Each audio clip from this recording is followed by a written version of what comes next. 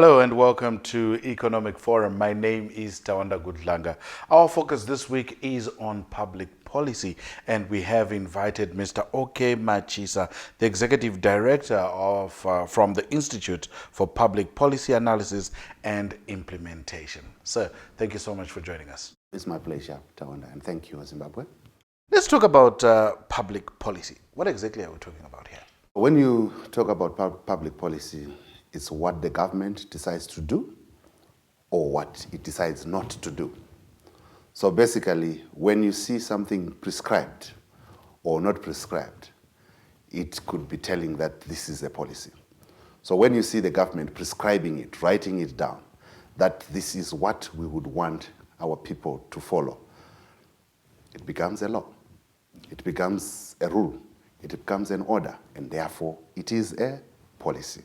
So let's take, for example, the highest law in our country. That's the Constitution. That's a policy. It gives us direction. It regulates our behavior. It gives us where we should take our country to, what we should do, what we should not do.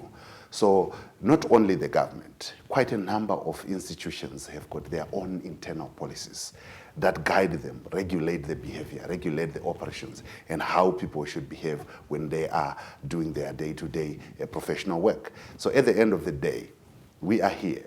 You have got your policies. How do you behave when you get into this institution? It's part of the internal policies. So basically, we can say what we prescribe for ourselves to follow becomes a policy. A government is made up by the people, yes, for the people, as it were. What is the role of the ordinary citizen when it comes to policy formulation, public policy formulation? Indeed, the people are at the center of the policy making, policy review, and policy implementation. So when you are coming up with a policy, you are not bringing the policy for the jungle.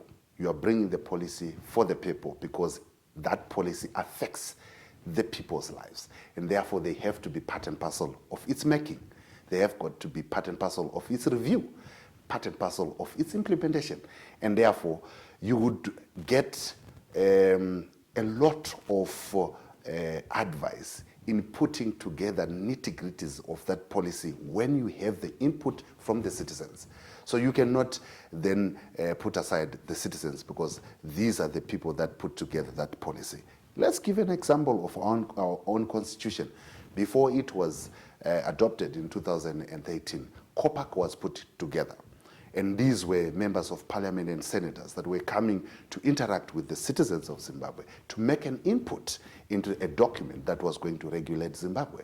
So at the end of the day, in 2013, we ended up having a constitution which was then put together by the citizens. A constitution which largely then was said to be a negotiated constitution, which meant consensus was not the key there, but at least we had to come up with something. Now, let's explore more on the Constitution and probably it mirroring other public policies. Is that the sort of case in Zimbabwe where we're having to end up with policies that are crafted out of the need rather than consensus and actually agreement that this is the way to go? I just want to give you a background of why we ended up having that negotiated constitution.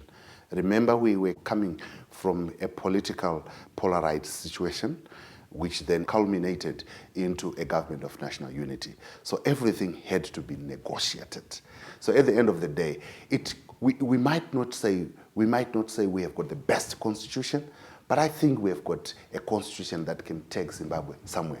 But basically, that is a foundation of any other policy that might emanate. And I can tell you, this constitution we actually put together in 2013 in the history of the interaction of myself with other constitutions in the region, it could be the best. So it vindicates government's move to amend the constitution? It doesn't vindicate at all. This is exactly why I'm saying it could be one of the best constitutions in the region. So it falls away in terms of amending it. This constitution has not really been operationalized. It has not really been, laws have not been aligned to the new constitution. And that's why we are still saying new constitution because it has not really taken off the ground, because so many things are still in grey areas. Many laws have not been aligned to this constitution. I'll give you an example. You buy a brand new Fortuner, the latest Fortuner, you put it there. And then you say, no, before I drive this car, I want to service it, I want to pimp it, I want to change the lights and all that. This car is still new. Why don't you drive it? Get to understand it and see where the faults are. But you cannot discover any fault before you have driven it. So this constitution has not really been driven to an extent that we can say it warrants amendments. So at this moment, I wouldn't be a person who would really say this constitution has to be amended. For me, I think it is the time for the parliament, for the Senate, for the government to breathe political willingness into this thing called constitution and make sure that all those laws that have not been aligned to have been aligned to this. And test your car. See where the problems are. It is my hope that the government, including the president, might really reconsider the move. Join us after the break as we really deconstruct the policy formulation framework in Zimbabwe and how this can accelerate economic growth. Join us then.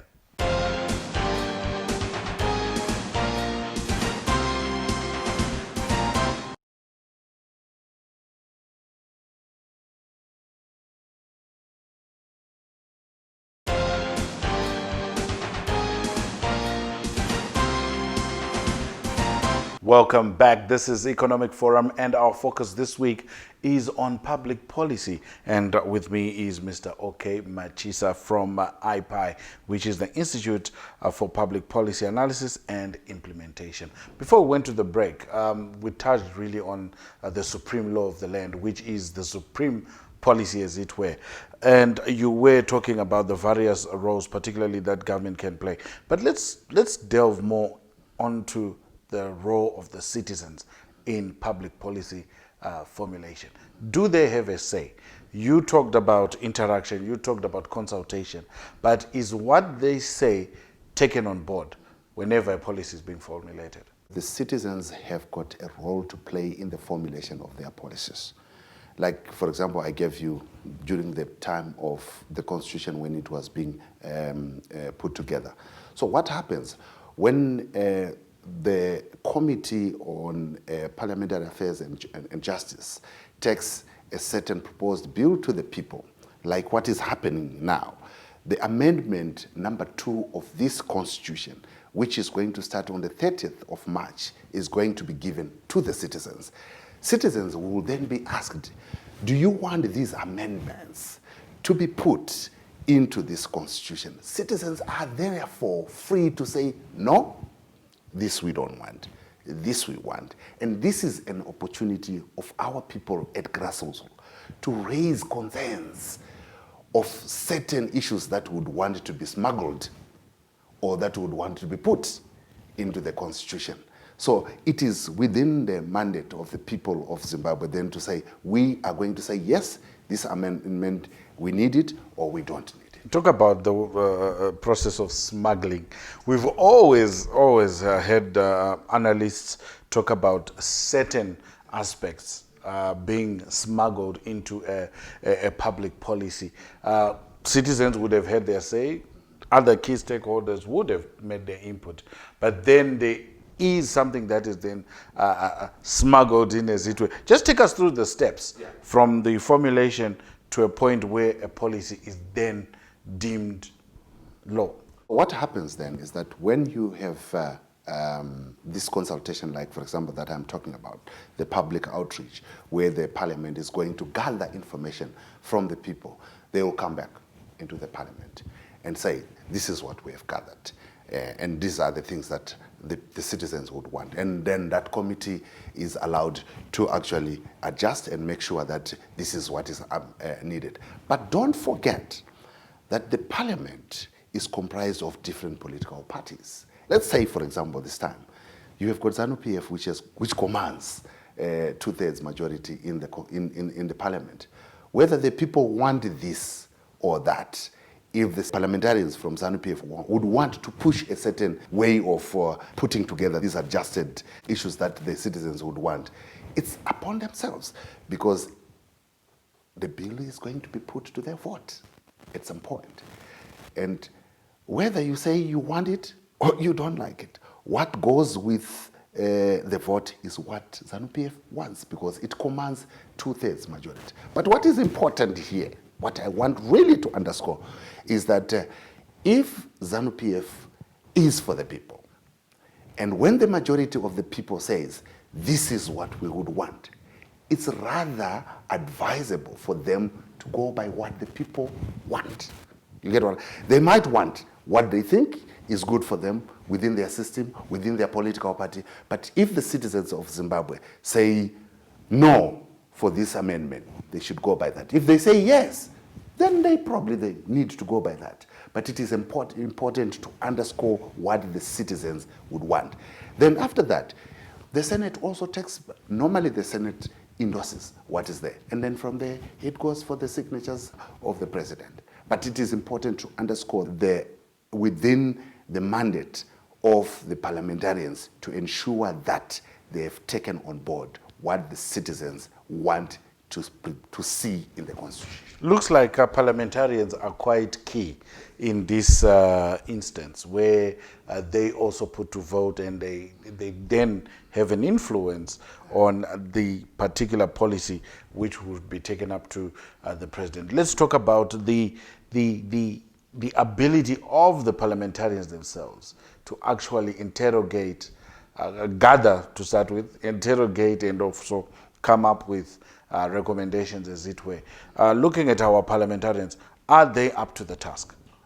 What I know is that we have got a very competent parliament, and we have got very good parliamentarians.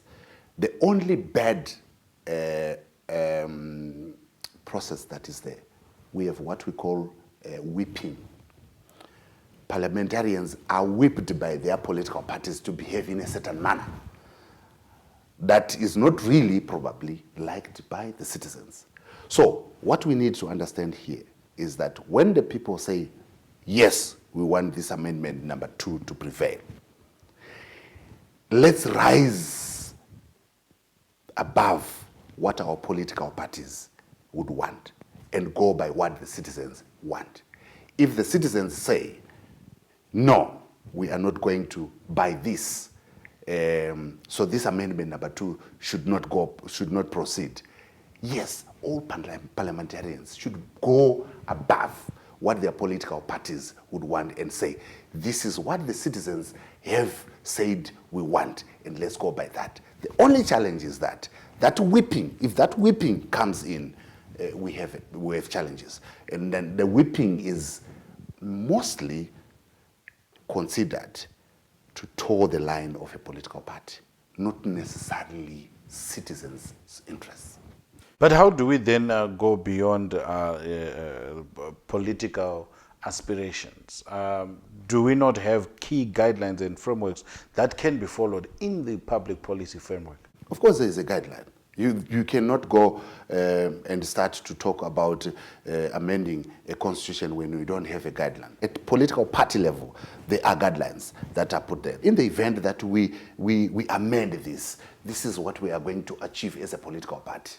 If we don't amend this is what we are going to lose at a political party. Don't think this amendment is just coming from the air. No. There are technical minds that are applied to find out, if I add 1 + 1, I'll get 2. Or if I add 1 + 1, I get -2. So those are dynamics that will be taking place at a political level.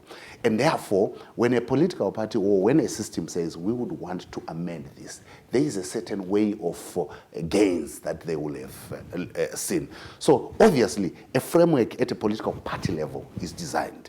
But don't forget that citizens also have got their own framework. As raw as it, don't think citizens do not understand. So the reason why I gave you an example of a brand new car that needs to be driven before you establish its fault is what the citizens would be equating that to. Because I am in rural Lupani there, and I'm saying, why is it that this amendment is coming before 1, 2, 3, 4, 5 things are done? Join us in the third and final segment as we also interrogate on economic policies and how their impact to acceleration of growth in the country. Join us then.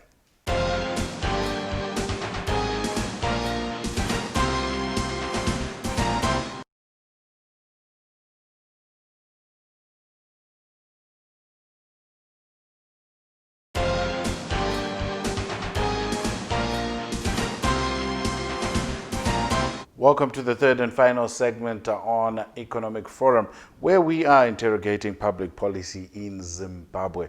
And of course, Zimbabwe strives to be a middle-income country by 2030, and certain policies have been put in place to ensure that this becomes a reality. Now, Mr. Machisa, obviously Zimbabwe, like the rest of the world, has declared the coronavirus as indeed a pandemic. We had the president making some policy pronouncements, as it were, changing. Obviously, this will obviously have an impact to even social and economic policies. Let's look at that. The first thing that I would want to underscore is to congratulate the president for declaring our country a disaster as we look at the coronavirus pandemic. And he actually articulated policy at operational level yesterday. And I'm sure everybody is aware that we've got very big events that attract international players, like the Zimbabwe International Trade Fair, which was scheduled to come in around April. That has been cancelled and all that has been postponed. And this is very important for us to realize that the president and the government and the cabinet have realized that Zimbabwe is not living in isolation of the global playground. It is a country that may, even though we don't have a confirmed case of somebody who has been tested positive of coronavirus, but it is important to put measures that reduce possibilities of contraction, etc., etc. And the government has already set the pace, the move, that this is how the people should behave. Look at what he has actually done. We suspend all gatherings that have more than 100 people, and that alone is a step towards reducing levels of dangers. And it is important to note that, of course, it touches on your economic issues, because look at ZITF. ZITF attracts quite a lot of international traders, and this is where you actually have investors coming in here and there.